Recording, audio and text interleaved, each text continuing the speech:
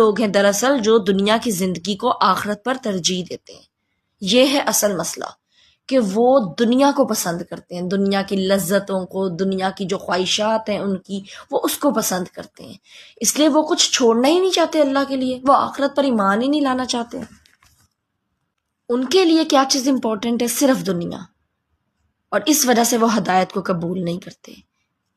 اور پھر نہ یہ خود ہدایت کو قبول کرتے ہیں، نہ یہ کسی اور کو ہدایت کو قبول کرنے دیتے ہیں.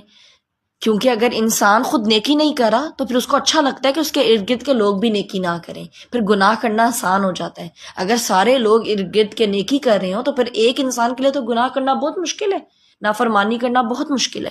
تو اس لیے یہ کیا کرتے ہیں، نہ یہ خود سیدھے راستے پر آتے ہیں، نہ یہ دوسروں کو آنے دیتے ہیں، تاکہ مل کر گناہ کر سکیں، تاکہ برائی کو کرنا آسان ہو جائے.